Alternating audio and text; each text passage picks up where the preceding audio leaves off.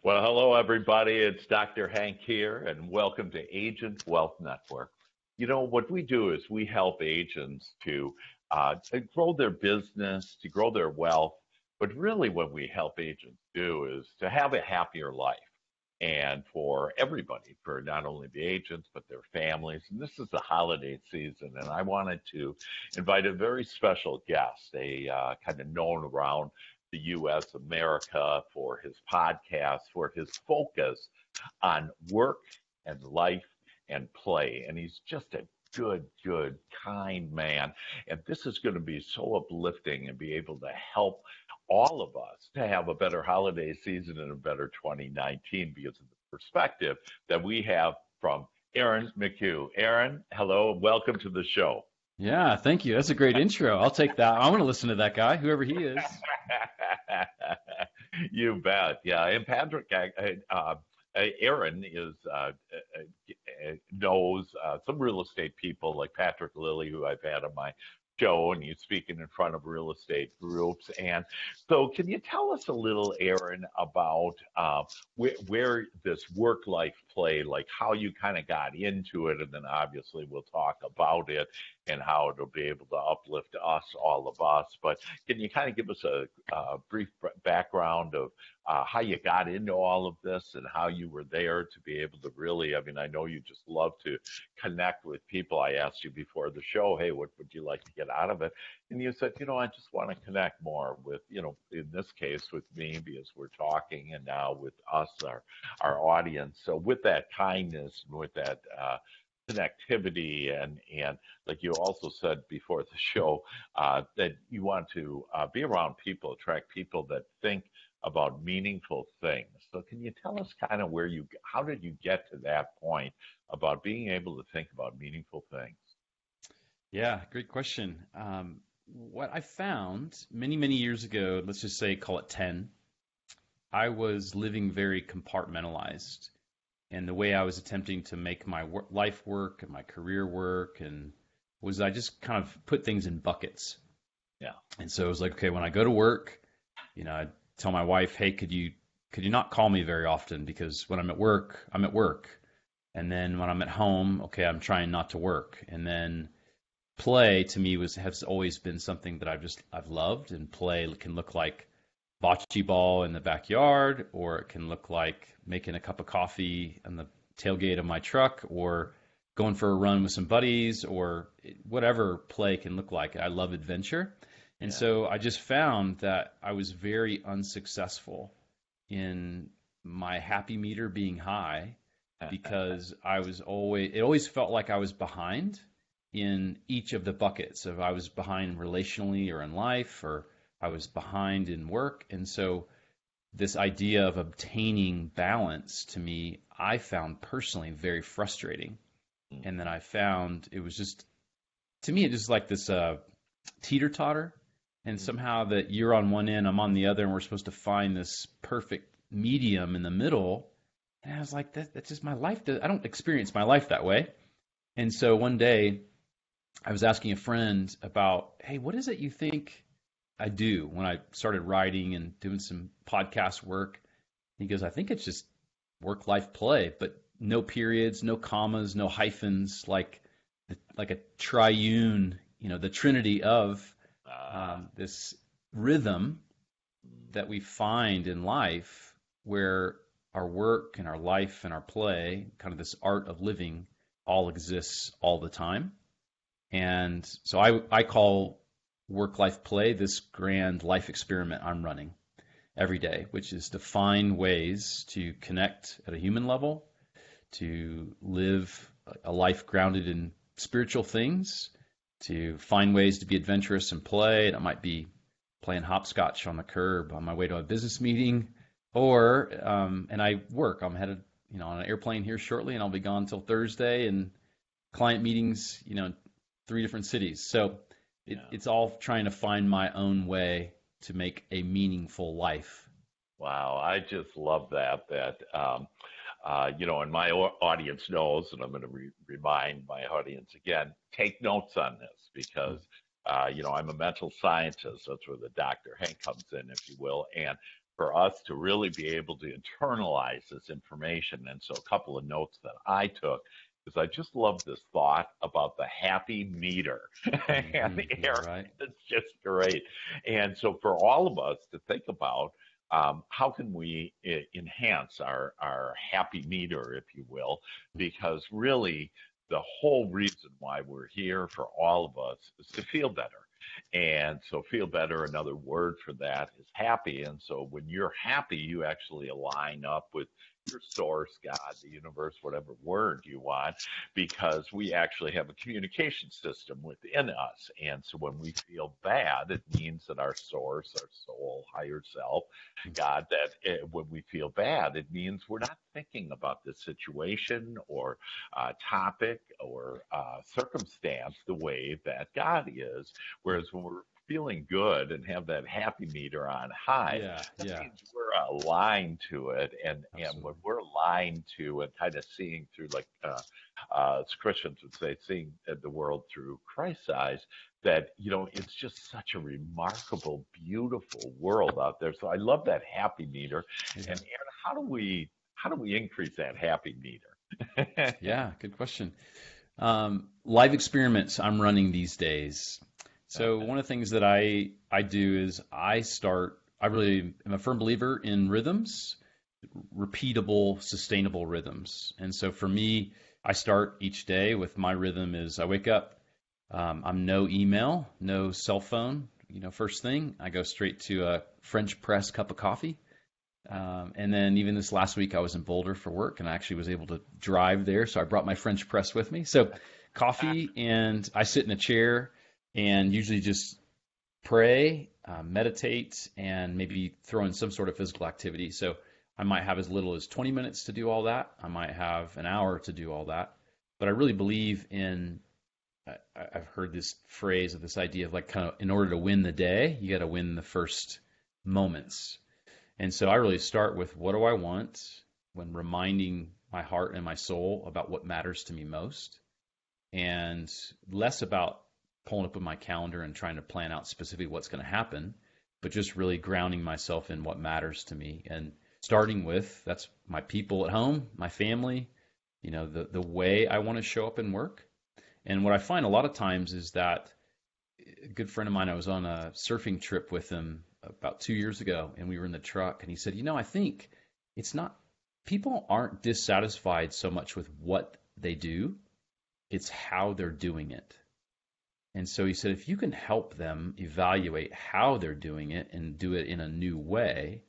And so I just find this idea of what a mentor taught me about 2-degree shifts. If there's ways we can make just subtle, tiny adjustments, then, and that might be in winning the first 5 minutes. So what I like to think of is that when we can make subtle shifts, then when I think of this happy meter, last week when I was in Boulder with clients, we talked about the difference between destination and directional setting. And that destination, when we put something out there as this is the arrived destination I want to be, it's oftentimes frustrating and disappointing. It takes too long. It's not the road we thought it would be. But when we look at directionally setting our compass in these subtle 2-degree shifts and saying, man, I would love to have more connection with the people that I love. Well, a guy that I was with last week, he told us a story about before he came into the workshop, he had made a call to his 86-year-old grandmother that morning and had a beautiful conversation with her. And so directionally, he made a tilt towards the very thing he wanted. So back to your question, his happy meter was higher. So I find those little subtle things are the things that can make the difference in a day. I just have God bumps all over me Yeah, hearing yeah, that. right. That most people call goosebumps, but I call it God. I love that destination versus direction, and to be able for us to be able to identify what we do want, uh, but then, like you say, just as 2 degrees, and I like that 2 degrees. It's one step at a time. I was just in Egypt and just got back like yesterday, Mm. and we were there for a couple of weeks. And the big pyramids are the ones that all of us see and admire, and it's really incredible that these huge rocks that were cut out of the mountains and to build these pyramids. And we still can't figure out for sure how they moved that, how they got Right. to it, Right. the direction that it is. All three are lined up exactly to the stars. I mean, there's just really some incredible things, which actually tells us that the intelligence of man has been superior throughout the ages. And so those Yes. pyramids are, this is up to 5,000 years old, and they're still standing. In fact, the seven wonders of the world, there's only one still remaining, and it's the pyramids.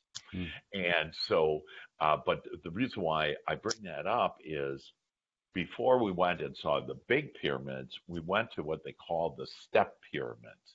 And what that was, it was the first that we have found so far, the first pyramids that they started to build. So initially, the vision wasn't these three magnificent, tall standing, live forever pyramids. Instead, it was these small pyramids, and they were maybe, like 30 feet high instead of, I don't Yeah.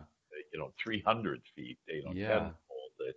And so they started, and it wasn't very even, and it wasn't, symmetrical. And so you could tell that it's just one step at a time, and it's like this Very 2% true. you're speaking of.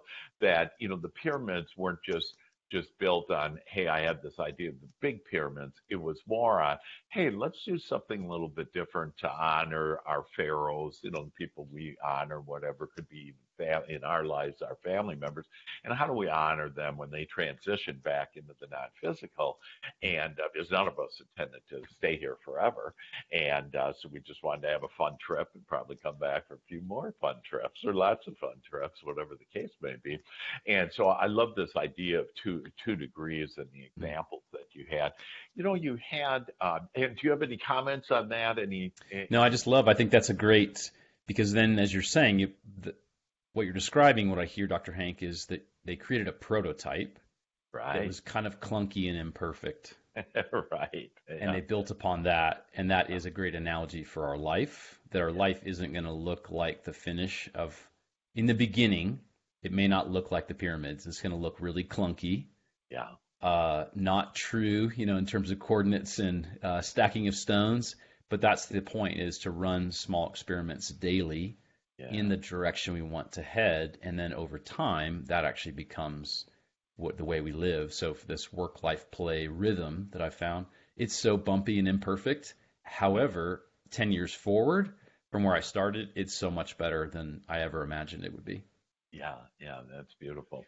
And so, can you tell us more about this work-life play then? That I'll tell you, out of the three, out of those three words, the one that I like most, and those that know me, it's play. Nice. And Good. Well, no wonder we get along.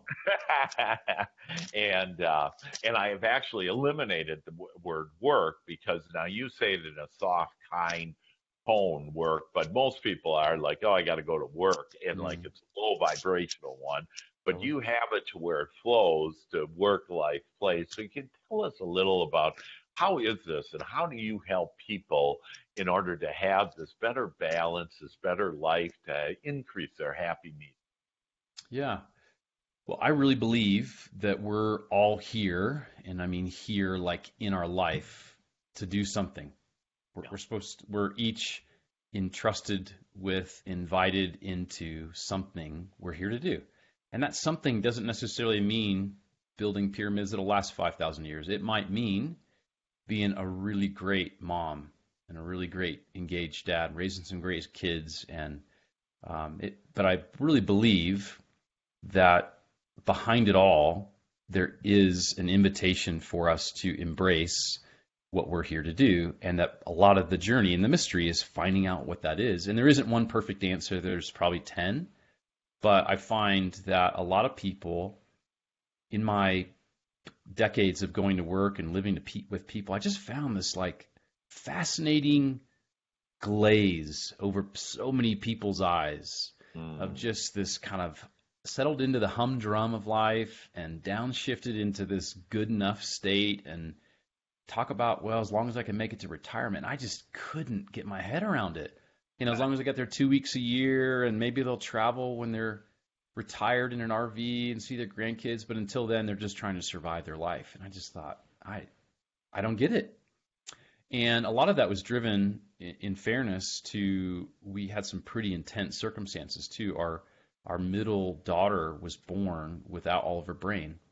So when I was a 26-year-old kid, she was diagnosed with cerebral palsy and seizure disorders, and she was wheelchair bound her whole life. And yeah, she was 24-hour care all day long. And so she was our middle kid, and we had this. Here I am, this young kid raising kids, and all of a sudden we have this major, major, major circumstance in our life. And so I really never got. I always kind of wanted the easy pass in life, like how can I get the easy normal thing that my neighbor has? Yeah. And for some reason I ended up with this other thing that where I couldn't, things like a door ding on my car, like it just, that was never on my radar of important things in life. It was more like, can we keep our daughter alive? And can we keep our family and our marriage together? And can we earn enough money to keep this boat afloat? So in all those years, that was where I became really micro focused on how can I keep my happy meter high? Yeah. And so silly things like, let's play music in the house. My daughter, second daughter, when she was little, she asked if she could ride her scooter inside. And we had hardwood floors, and we're like, I don't know, you're not supposed to ride scooters inside, but sure. Let's do it. We could use some happy around here. So her and her friends would like make loops through the kitchen and and our middle daughter, who was alive at the time, she had oxygen on this big machine and these tubes going throughout the house. They would make jumps over the oxygen cables going through the house. And we just thought, you know what? We don't always get a chance to choose the story we find ourselves in. Yeah. But we each have an opportunity to choose how we live in the story we find ourselves in. And that to me became really important because I just didn't want to roll over and play dead and become a victim. I wanted to be cause for my life to become the life that I really believe that I'm here to lead, which then became, as I found a deeper journey in my own life, then I just started talking about it. And work-life play became my mechanism. Nobody, wrote me and said, "Hey, you should do this." Nobody gave me a permission slip. Nobody paid me to do it. Like, I just was compelled to. I have something to say, and I got to get this out. And it became through podcasts and interviews and books and things my way of trying to describe this human experience that we're all having, and then this way of living sustainably to move the happy meter high. Awesome. So tell me a little about each one of those areas of work. So what's the definition and meaning, and what's some tips that we can be, because again, I'm going to bow to the work and use that word, and and because like I really say is, I just play all the time and I don't work, but I understand what you mean, that as far as the living or whatever, but it's more like for you and I, it's our passion. And so, it doesn't become work, but there are, millions of people that are working for somebody, have a boss, whatever the case be. So can you share with us a little, first of all, about work, and with us real estate agents, that we really are in a situation where we have no boss, if you will, but at the same time that, it's challenging to discipline ourselves to do the work because of, the other things. So what are your thoughts on work, and how can that help us to be more effective and have more of that balance? Yeah, let me read you a quote, and I think, Dr. Hank, this will resonate with you also, and give maybe a little description behind my, lightness about the term work. It's by James Meekner. And it's called the Mastering the Art of Living. So the master in the art of living makes little distinction between his work and his play, his labor and his leisure, his mind and his body, his information and his recreation, his love and his religion. He hardly knows which is which. He simply pursues his vision of excellence at whatever he does, leaving others to decide whether he is working or playing. To him, he's always doing both. So I saw that on framed in a friend of mine's house in Hawaii on the Big Island. And he was a big real estate developer, actually. So in real estate his whole career. And he fascinated me because he worked a lot in terms of what I perceived to be work. Yeah. But he was masterful at play. And he would surf and we'd go to the beach and I'm a runner and a triathlete, and he had asked me once, he said, "When do you leave your watch behind?" I looked at him like, "Never. Why would I ever go for a run without a watch?" He goes, when do you just play? I don't even know what you're talking about. It's all programmed and it's all scheduled. And he goes, no, no, no, no. And so I looked at this quote in his house, and it was actually his master bathroom. And I realized, oh, that's a totally different game. So for me, work is more about finding the way. It's the venue in which we find our unique contribution. And to me, it's very artistic. So using art as a metaphor for the causation of what I get to do. So today I'll get on an airplane, I'll fly to San Francisco, and this week I'll be with clients talking about how we show up at work as humans. That's become my work. Well, originally my work I was selling radio ads 20 years ago, and then it was software, and then it was this, and then it was that. So I always found that the vocation of work was different than the spirit of work, of how I show up and what I'm infusing this with. And so for me, the undergirding of work was always people and art and creativity. In some way, how can I create something here? What can I do to put my signature on this, whatever it is? And then in life, I find so many people in work aim to hit a home run in work because they just want to crush it and make a bunch of money. And I've been around a lot of people with a lot of money and a lot of people that have crushed it and a lot of people that haven't.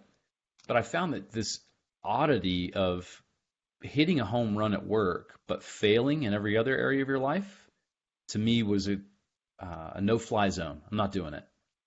I just refuse to tell my family, well, hey, I know I'm miserable to be around, but hey, look at all the money we have in the bank and look at the great vacations we take. So I thought, what if you could actually, I don't even like the word crush it. What if you could hit a home run in life too? What if relationally you actually have friendships that you invest in regularly? You have friends you could call on a bad day. You could have friends you could go fly fishing with or ride a bike with or go to Egypt with, and not wait till the end of our life to develop those, but invest in those regularly. And then relationally at home. And then I use life as that catch-all bucket for relationships and finances and health and wellness and spiritual well-being, but really as a holistic view. Yeah. And then play is oftentimes what I find, especially men, they leave play behind, as I did, for younger boys. Or their activities become another just competition, or it's another, like I was with a watch running. And so I just found whoa, what if you could have a light touch on play? Like, what if I could be a 46-year-old man, but still be like this guy I'll pull this picture down. This guy that I used to be when I was 22 on my first job. And I used to drive a cattle truck for work. Yeah, and great.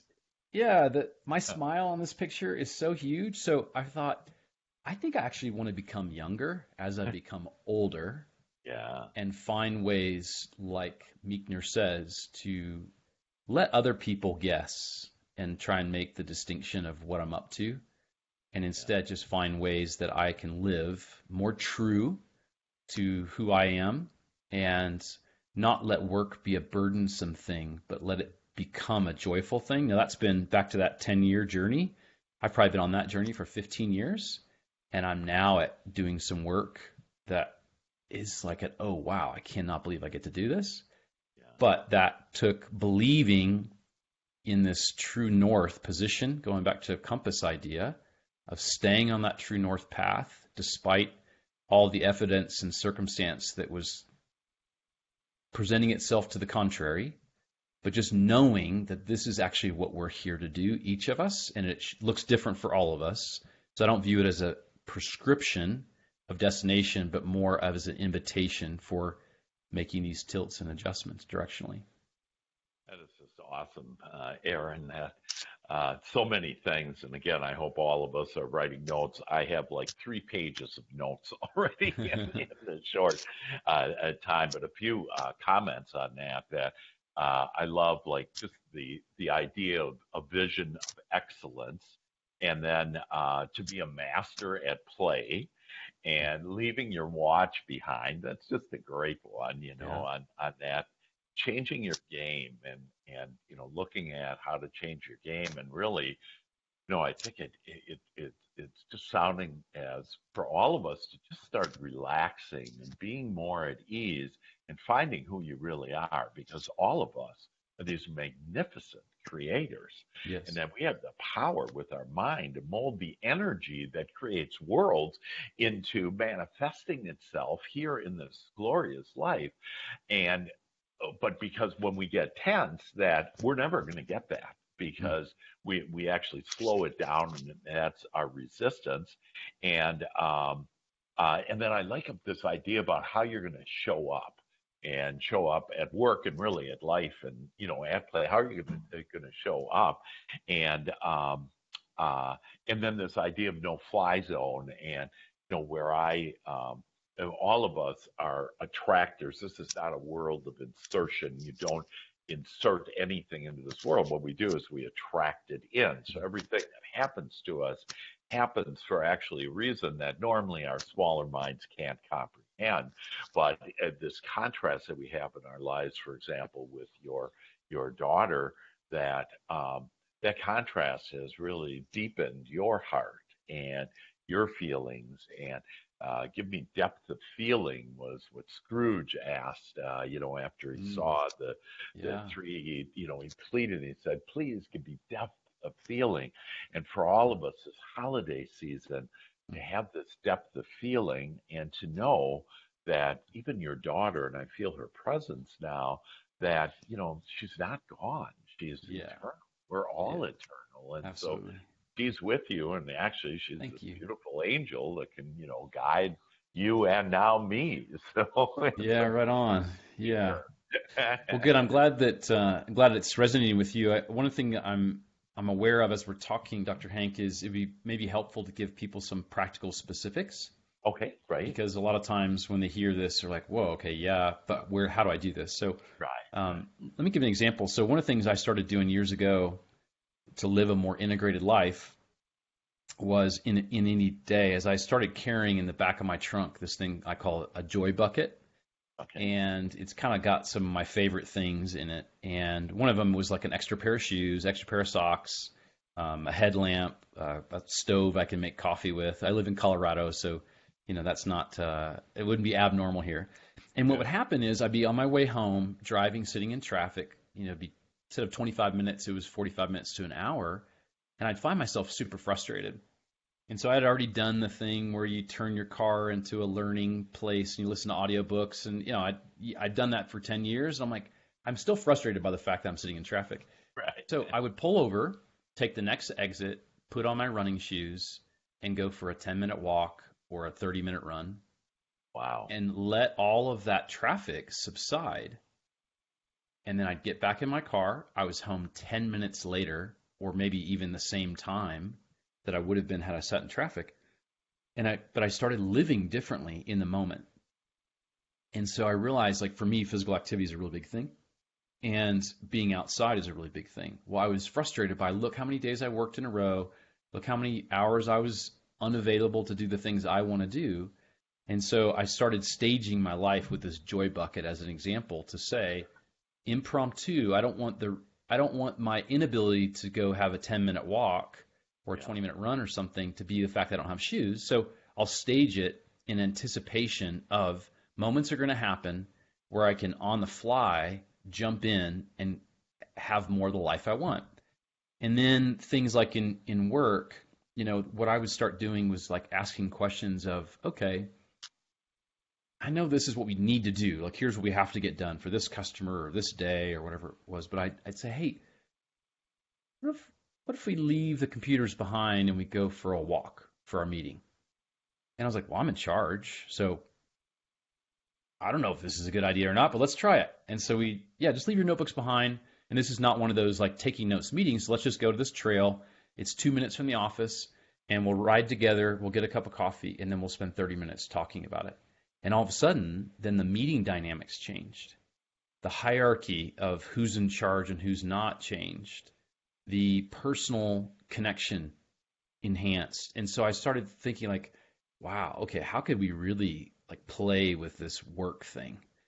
And so I just started making it like, oh, you know what? I really want to go fishing. Well, I can't ever go fishing. I'm like, oh, bet I can. 5 o'clock in the morning, I bet I could leave the house, and there's a stream that goes through a park that was near my office at the time that nobody fished, and it turned out later I found out it was illegal. But I had a great time pulling these little 4-inch brook trout out of it by the time I'd roll up in my office at 7:30 in the morning. And then all of a sudden I wouldn't wash my hands so that later in the day I could just smell the fish on my fingers while I was in some miserable meeting I didn't want to be in.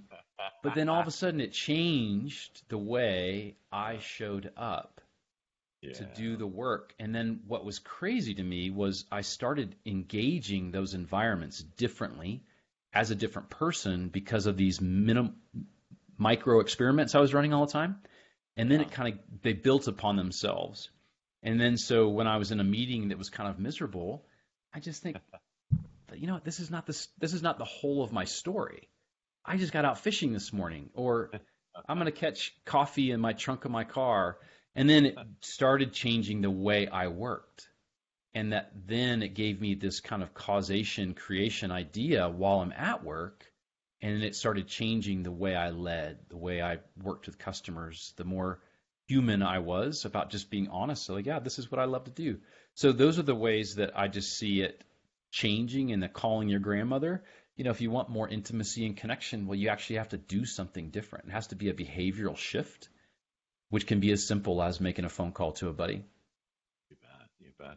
Yeah, like I always try to maintain a relationship, a deep, meaningful relationship with all family members. But just like last night, that I ended up being on the phone I have 3 children too, and my middle son. And so I ended up being on the phone with him for over an hour. And I had all kinds of other stuff, if you will, to do. But, you know, we all think we're in a hurry. And if we just slow down, what you're teaching us here is really slow down to smell the flowers, if you will. And those flowers might be fishing or might be coffee or, you know, whatever the case be. But as we slow, and what we do when we slow, we get into the flow. Yes. And as we flow into life, that then we really can start appreciating the beauty of this life. And that really what we have done is, I call it a committee in our head. There's this a little committee in there. Imagine that they're in this beautiful mahogany table sitting with executive chairs, and there's worry and fear and false evidence appearing real, and doubt and blame and shame and guilt, and you know, all these little fellas are up there, and they try to take over. So if there's any devil, this is the devil. And that what you do is you just go bye-bye and say, you know, let them go, and just say, you know what, there isn't this hurry. And I don't have with traffic. I love your example with traffic, but it's this idea, you know, it's that 2% degree, and now you're making it very practical on how you can do it. And to just ask, like so, you know, people, some viewers maybe say, you know, well, but you know, I don't have a place to go fish or whatever. That's not the point. The point is, all you really need to do is start asking, what could I do in this moment right now that would be more fun and would be more playful? And as you ask, the more that you ask, the more that you're going to get answers. And it's really God, if you will, talking to us in our thoughts. And so we then are attracting these better thoughts, and these thoughts that make our heart sing. Absolutely. And when your heart is singing, then you know you're happy there. So it really sounds like the work-life play ends up being a lot of fun. It is a lot of fun. It is, yeah. And it's a going back to our loosely held definition of work, it's also a lot of work in terms of creativity. Mm. And the thing that I've noticed that's most helpful for our friends that are listening, watching, is to really think about two questions. When you first started your career, what was different then than how you approach it today? And a lot of us, what happens is that the spirit of wonder maybe not disappears, but it gets muted or it gets covered up behind words like duty, responsibility, or things like we think we're a big deal, and we are really proud of ourselves. And so we stop doing all these things that was the very reason we started doing real estate in this case. Right. So I would ask, like, okay, so what was it that in the beginning? How did you view clients? What was your idea about who you really wanted to help? So you put all the noise to the side about how things are challenging and, maybe all the people that work for you and what it's like to be a broker and running an office, interest rates, but you put all that aside. In the beginning, that really wasn't part of the story. It was probably a lot about some deeper thing. Hey, I want to help people. Yeah. Or I want to be with people, helping them live into a dream they have. Small, medium, large, gigantic home didn't matter. It was just but there was some deeper thing that you were rooted in. Well, later it became about income and zeros, but that stuff's actually not the thing that gets us out of bed every day. Right. And then the other thing too that I think is really helpful is when we begin to look at our life, like you just came back from Egypt and you had this wonder and excitement from visiting all these brand new fascinating things. Yeah. Well, it turns out every single place we live, all of us, there's something really interesting that if you were there on vacation, if I went to your town and came to see you, Dr. Hank, on vacation, I would be wowed at the stuff that's in your backyard. Right. It's true for all of us. And so I find that when we approach our life that way, or even the places that we live that way, with a sense of curiosity. So for instance, there was this money museum that's like coins and dollars and cents, from Aztecs, forward through Civil War, through whatever. Yeah. And I had passed it for 21 years. I drove by it. And I finally said, you know what, I'm going to stop and go in this thing because I'm going to start being curious about, instead of saying the place I live is lame or boring or there's nothing fun to do or whatever, all those fill in the blank statements. I said, what if I approach my life differently? If I was here on vacation, what would I do? What would I go see? I've visited some of the quirkiest museums now in my town, but it's been super fun. And so all of a sudden then that's translated into how I live when I go other places or how I interact with other people is how can I be curious? Because in that curiosity is that joy meter starts moving up again. And so just that doesn't, again, back to maybe play looks different. Well, play can be going to listen to some music. It can be, driving on a drive on a road you've never been on. It could be anything you imagine that makes your heart come alive, but it isn't okay for us to just phone it in for the next 40 years until the end, until some fictitious place where we're going to be happy. It turns out purpose and meaning is something we have to seed into our life every day.